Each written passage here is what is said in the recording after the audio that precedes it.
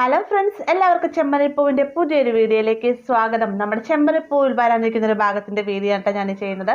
അപ്പോൾ കുറച്ച് നാളുകൾക്ക് മുന്നേ നമ്മുടെ സച്ചിയുടെ രേവതിയുടെ പിണക്കങ്ങളാണ് കാണിച്ചിരുന്നെങ്കിൽ ഇപ്പോൾ ഉള്ളത് നല്ല അടിപൊളി എപ്പിസോഡുകളാണ്. സച്ചിയുടെ രേവതിയുടെ പിണക്കങ്ങളൊക്കെ മാറിയതിന് ശേഷം രേവതി നമ്മുടെ സച്ചിക്കായിട്ട് ഒരു കാറൊക്കെ മേടിച്ചു കൊടുത്തിരിക്കുന്നത്. ഇത് അറിയുന്ന സമയത്ത് ശ്രുതിക്കും ചന്ദ്രയ്ക്കൊന്നും തീരെ പിടിക്കുന്നില്ല. അവർ വളരെ അസൂയോടുകൂടി തന്നെയാണ് രേവതിയെ സച്ചിയെ നോക്കിക്കാണുന്നത്. മാത്രമല്ല രേവതി സച്ചിക്കായിട്ട് കാറ് മേടിച്ചു കൊടുത്തു എന്നൊക്കെ അറിയുന്ന സമയത്ത് ചന്ദ്ര നേരെ ശ്രുതിയെ വന്ന് കണ്ടിട്ട് ശ്രുതിക്ക് വേണ്ടിയിട്ട് ഒരു ബിസിനസ് നടത്താനുള്ള പൈസ അച്ഛനോട് പറഞ്ഞ് എങ്ങനെയും ഒപ്പിച്ചു തരണം, ശ്രുതിക്ക് ഒരു സപ്പോർട്ട് കൊടുത്താൽ മതി, വെച്ചടി ഉയർത്തി ശ്രുതി ചെല്ലുന്നതായിരിക്കും എന്നൊക്കെ പറഞ്ഞുകൊണ്ട് ശ്രുതിക്ക് നല്ല പ്രഷർ ചെലുത്തുന്നുണ്ടല്ലേ. ഈ ഒരു സമയത്ത് ശ്രുതി ആദ്യമൊക്കെ അച്ഛൻ ടൂറിലാണെന്നൊക്കെ പറയുന്നുണ്ടെങ്കിൽ ചന്ദ്ര എന്ത് പറഞ്ഞാലും വിശ്വസിക്കാൻ പോകുന്നില്ല. അച്ഛൻ്റെ കയ്യിൽ നിന്നോ അല്ലെങ്കിൽ ഇളയച്ചൻ്റെ കയ്യിൽ നിന്നോ പണം മേടിച്ച് ശ്രുതിക്ക് ബിസിനസ് തുടങ്ങണമെന്നുള്ള ഒരു ചിന്തയോട് കൂടി തന്നെ നടക്കുകയാണ് നമ്മുടെ ചന്ദ്ര.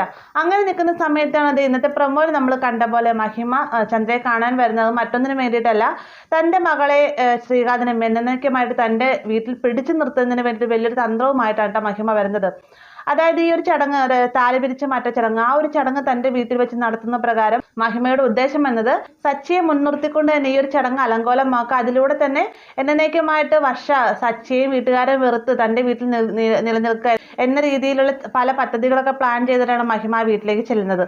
മഹിമ തൻ്റെ മകളുടെ ചടങ്ങ് നടത്താനൊക്കെ പറഞ്ഞു വരുന്ന സമയത്ത് ചന്ദ്ര മഹിമയുടെ ഒരു കാര്യം പറയുന്നുണ്ട്. മഹിമയെ വർഷയുടെ താലി പിരിച്ച ചടങ്ങ് നടത്തുന്നത് എനിക്ക് വളരെ സന്തോഷമുള്ള കാര്യമാണ്, പക്ഷേ വർഷയെക്കാളും ഒരുപാട് മുതിർന്ന ആളെ ശ്രുതിയുടെ ഇതുവരെ ചടങ്ങ് നടത്തിയിട്ടില്ല, അതുകൊണ്ട് തന്നെ ഈ ഒരു ചടങ്ങും കൂടെ ഈ ഒരു കൂട്ടത്തിൽ നടത്തുന്നതിന് വല്ല ബുദ്ധിമുട്ടുണ്ടോ എന്നൊക്കെ ചോദിക്കുന്ന സമയത്ത് മഹിമ പറയുന്നത് എനിക്ക് യാതൊരുവിധ ബുദ്ധിമുട്ടില്ല എന്ന് പറയാം കേട്ടോ.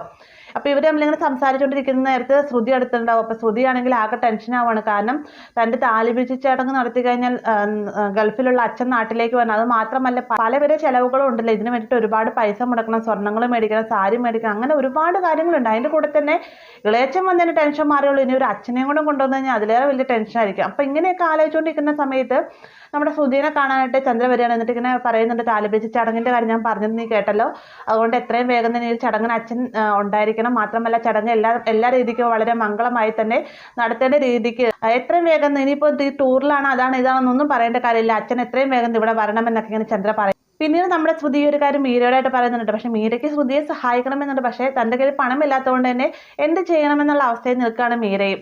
അങ്ങനെ ഇരുവരും സംസാരിച്ചുകൊണ്ട് നിൽക്കുന്ന സമയത്ത് ശ്രുതി പിന്നീട് കാണുന്നൊരു മാർഗം എന്ന് പറഞ്ഞാൽ നാട്ടിലുള്ള തൻ്റെ അമ്മയെ വിളിക്കുകയാണ്. അമ്മയെ വിളിച്ചിട്ട് കുറച്ച് പണം അമ്മയുടെ കയ്യിലുണ്ടോ എന്ന് ചോദിക്കുന്ന സമയത്ത് തൻ്റെ കയ്യിൽ പണമില്ല എന്ന് പറയുകയാണ്. പെട്ടെന്ന് തന്നെ ശ്രുതി വളരെ സങ്കടത്തോടുകൂടി തന്നെ അമ്മയുടെ കയ്യിൽ പണമില്ലാലേ എന്ന് ചോദിക്കുമ്പോഴത്തേക്കും വിമലാൻ്റെ ചോദിക്കുന്നുണ്ട്, എന്താ നിനക്ക് ഇത്ര പണത്തിന് അത്യാവശ്യം എന്ന് ചോദിക്കുന്ന സമയത്ത് അപ്പോൾ ശ്രുതി തൻ്റെ അമ്മയുടെ എല്ലാ കാര്യങ്ങളും തുറന്നു പറഞ്ഞിട്ട്, അതായത് മഹിമ ചന്ദ്രയെ കാണാൻ വന്നിരുന്നു, വർഷയുടെ താലിമാറ്റ ചടങ്ങിനെ കുറിച്ച് സംസാരിച്ച നേരത്തെ എൻ്റെയും നടത്താനുമെന്ന് ആഗ്രഹമൊക്കെ പറഞ്ഞു എന്നൊക്കെ പറയുമ്പോഴത്തേക്ക് വിമലാൻ്റിക്ക് ഭയങ്കര സന്തോഷമാവുന്നുണ്ട്. മാത്രമല്ല തൻ്റെ കയ്യിൽ പണമില്ല എന്നൊക്കെ നമ്മുടെ ശ്രുതിയോട് പറഞ്ഞെങ്കിലും ഏതൊരു അമ്മയ്ക്കും മകളുടെ സങ്കടം കണ്ടു കഴിഞ്ഞാൽ കണ്ടില്ല എങ്കിലും അവർ ശബ്ദം മാറിക്കഴിഞ്ഞാൽ അറിയാൻ പറ്റില്ല. അതുകൊണ്ട് തന്നെ വിമലാൻ്റി പറയുന്നുണ്ട്, മോളെന്തെങ്കിലും സങ്കടപ്പെടുന്നൊന്നും വേണ്ട, അമ്മേനെ കൊണ്ട് പറ്റുമോ എന്ന് നോക്കട്ടെ എന്ന് പറഞ്ഞിട്ടൊക്കെയാണ് കോള് കട്ട് ചെയ്യുന്നത്. പിറ്റേന്ന് നേരം പുലരുന്ന സമയത്ത് തന്നെ വിമലാൻ്റി ശ്രുതിയുടെ ബ്യൂട്ടി പാർലറിലേക്ക് വരികയാണ്. പാർലറിലേക്ക് വരുന്ന സമയത്ത് ശ്രുതി അമ്മയെ കാണുമ്പോഴത്തേക്ക് ആകെ ടെൻഷൻ അടിക്കട്ടെ. എന്നിട്ട് ചോദിക്കുന്നുണ്ട്, അമ്മ എന്താ ഇങ്ങോട്ടേക്ക് വന്നതെന്ന് ചോദിക്കുന്ന സമയത്ത് നീയല്ലേ പണമില്ല എന്ന് പറഞ്ഞുകൊണ്ട് ഞാൻ പണവുമായിട്ട് വന്നാണെന്ന് പറയട്ടെ. അപ്പോൾ തന്നെ ശ്രുതി അമ്മയെ കൂട്ടിക്കൊണ്ട് അകത്തേക്ക് റൂമിലേക്ക് കയറി ചെല്ലുകയാണ്.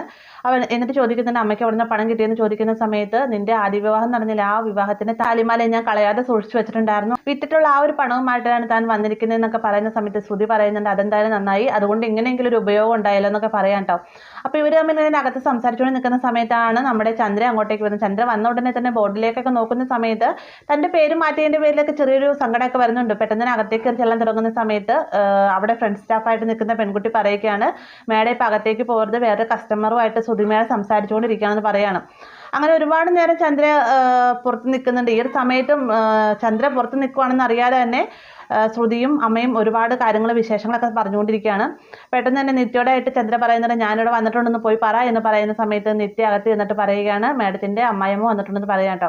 ഈ ഒരു സമയത്ത് വിമലാൻ്റിക്ക് എന്ത് ചെയ്യണമെന്ന് അറിയാൻ പറ്റാത്ത അവസ്ഥയാണ്. വിമലാൻ്റിക്ക് പുറത്തേക്ക് പോകാനും പറ്റില്ല, എന്നിട്ട് അകത്തൊരിടത്ത് ഇരുത്താനും പറ്റില്ല. ആ ഒരു ടെൻഷനിലാണ് വിമലാൻ്റിയും ശ്രുതിയും ഉള്ളത്. ഇതേ സമയം തന്നെ ചന്ദ്രയാകട്ടെ താൻ വന്നു എന്നുള്ള കാര്യം പുറത്ത് നിൽക്കുന്ന പെൺകുട്ടി വന്ന് പറഞ്ഞിട്ടും ശ്രുതി എന്തുകൊണ്ട് അകത്തേക്ക് വരാൻ പറയാത്തത് എന്നുള്ള ദേഷ്യം കാരണം അകത്തേക്ക് ചെല്ലാൻ തുടങ്ങുന്ന സമയത്ത് നിത്യ വേഗം പിടിച്ചു നിർത്തുകയാണ്. മേഡം അകത്തേക്ക് കയറി ചെല്ലരുത്, ശ്രുതി മേഡം വേറെ കസ്റ്റമറായിട്ട് സംസാരിക്കുകയാണ്, മേഡം കയറി ചെന്ന് കഴിഞ്ഞാൽ ശ്രുതി മേഡം എന്നെയാണ് വഴക്ക് പറയാന്നൊക്കെ പറയാം കേട്ടോ. അങ്ങനെ കുറച്ച് നേരം കൂടെ നമ്മുടെ ചന്ദ്ര അങ്ങോട്ടും ഇങ്ങോട്ടേക്ക് നടക്കുന്നുണ്ട്. അവസാനം സഹി കിട്ടുന്ന ചന്ദ്ര നിത്യ നിൽക്കുന്ന ഡോറിന്റെ നേരെ ഓപ്പോസിറ്റ് വേറൊരു വഴിയുണ്ട്. അതിൽ തന്നെ അകത്തേക്ക് കയറി ചെല്ലുകയാണ്. നിത്യാണെങ്കിലും മേഡം അകത്തേക്ക് കയറി പോകരുത്, തന്നെ ശ്രുതി മേഡം വഴക്ക് പറയുമെന്നൊക്കെ പറഞ്ഞുകൊണ്ടാണ് പുറകെ ചെല്ലുന്നത്. അകത്തേക്ക് ചന്ദ്ര കയറി ചെല്ലുന്ന സമയത്ത് നമ്മുടെ ശ്രുതി എന്താ ചെയ്യാന്ന് വെച്ചാൽ നല്ല അതിബുദ്ധി കാണിക്കുകയാണ്. അതായത് വിമലാന്റീനെ ഫേഷ്യലൊക്കെ ചെയ്ത് കണ്ണിന്റെ മുകളിൽ വെള്ളരിക്കൊക്കെ മുറിച്ച് വെച്ചിരിക്കുകയാണ്. അതായത് ആളെ ഒട്ടും മനസ്സിലാവാത്ത രീതിക്ക് നമ്മുടെ വിമലാന്റിനെ അവിടെ ഇരുത്തിരിക്കുകയാണ് കേട്ടോ. ചന്ദ്ര വന്ന ഉടനെ തന്നെ ചോദിക്കുന്നുണ്ട്, നീ ഞാൻ വന്ന് അറിഞ്ഞില്ലേ എന്ന് ചോദിക്കുന്ന സമയത്ത് ആന്റിയാണ് വന്നത്, ഞാൻ കരുതി വേറെ ഏതോ കസ്റ്റമർ ആയിരിക്കുമെന്ന് കരുതിയാണ് അവിടെ വെയിറ്റ് ചെയ്യാൻ പറഞ്ഞത്, ആന്റി എന്താ വന്നതിനൊക്കെ ചോദിക്കും. കൂടെ തന്നെ വിമലാന്റി കൊണ്ടെത്തുന്ന ആ പണം ചന്ദ്രക്കായിട്ട് കൊടുക്കാൻ കേട്ടോ. പണം കാണുന്ന സമയത്ത് നമ്മുടെ ചന്ദ്രയുടെ കണ്ണ് മഞ്ഞളിക്കുകയാണ്. പിന്നെ ഫേഷ്യലും വേണ്ട ഒന്നും വേണ്ടെന്ന് പറഞ്ഞുകൊണ്ട് വേഗം തന്നെ പണം പിടിച്ചുകൊണ്ട് പോകാൻ തുടങ്ങുന്ന സമയത്ത് ഫേഷ്യലൊക്കെ ഇട്ടിരിക്കുന്ന നമ്മുടെ വിമലയെ നോക്കട്ടെ. എന്നിട്ട് പറയണത്, എനിക്ക് നിങ്ങൾ ആരാണെന്ന് പറ്ററിയില്ല, പക്ഷെ ഞാനൊരു കാര്യം പറയാം, ഇതെന്റെ മരുമകളല്ല, മകളാണ്. ഞാൻ എൻ്റെ സ്വന്തം മോളെ പോലെയാണ് ഇവളെ നോക്കുന്നത്. ഇവക്ക് അമ്മയില്ല എന്നുള്ള യാതൊരു വിധ ബുദ്ധിമുട്ടും ഞാൻ വരുത്തിയിട്ടില്ല.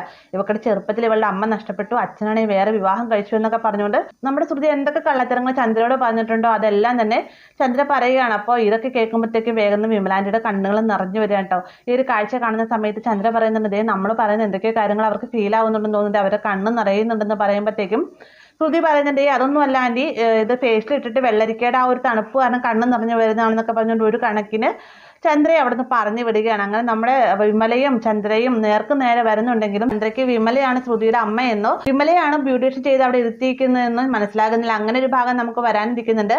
വീഡിയോ ഇഷ്ടമായെങ്കിൽ ലൈക്ക് ചെയ്യാനും കൂടെ ചാനൽ സബ്സ്ക്രൈബ് ചെയ്യാനും മറക്കരുതേ.